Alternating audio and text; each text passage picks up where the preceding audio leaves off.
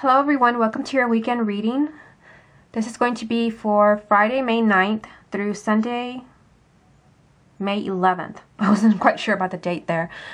For this weekend, I felt guided to the Druid Craft Tarot, and I'm going to pull 3 cards from this deck. Okay, so let's go ahead and get started. Here are the cards, and let's see what Spirit wants to tell us about the weekend.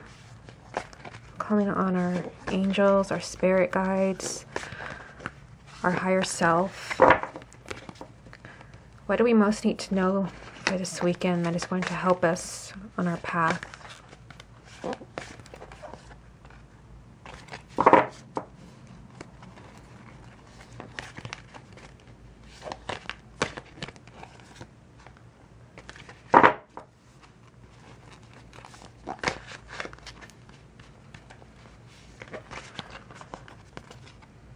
Okay.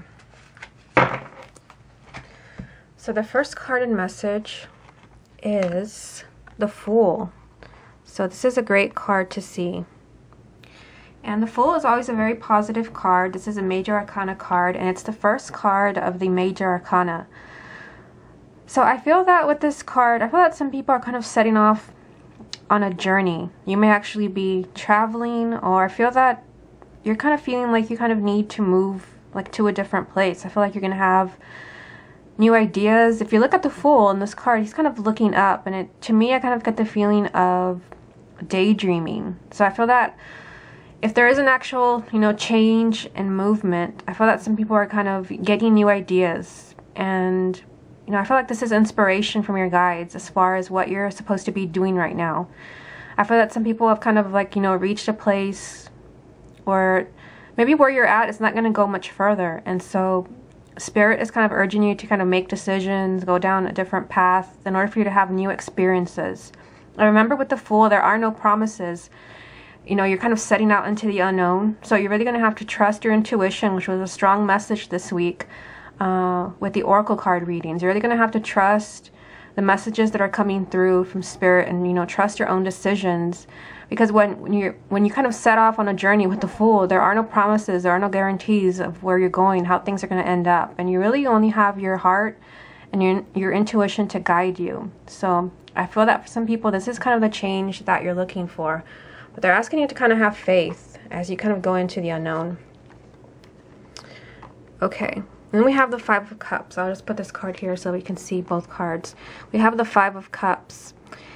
And with this card, usually it has to do with sometimes, breakups, separations from people that you love, misunderstandings. It's a very emotional card. It's the suit of water. And in this card, we see a figure who's kind of, cloaked, has his back to us. And instead, he's kind of focusing on the scene in front of him. So I feel that, the first card is very positive, and it's kind of asking us to keep moving forward, trust our intuition, trust these new inspirations that are coming through. So I feel that as we do this, we might have to kind of leave some things behind. And I feel that is why that sorrow is there. This is a card with a little bit of pain. So there might be kind of pain associated with leaving people or situations behind. Maybe even your old self. People change. This was something that Colette Baron-Reid said in her weekly reading. She did a reading for somebody who said he didn't resonate with a career that he had really tried really hard to create for himself, and now it doesn't resonate with him. He feels like he doesn't know what he's doing. But she kind of said, it's you that it's changed. Nothing has changed outside of yourself. It's you, so this is positive.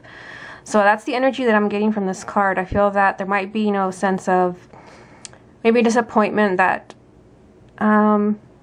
that you're going to have to leave some things or people behind, or sides of yourself you have to say goodbye to. But I feel that this is kind of guiding you to a better place. Okay, so let's see what the final card is. Okay, so then we have the King of Wands.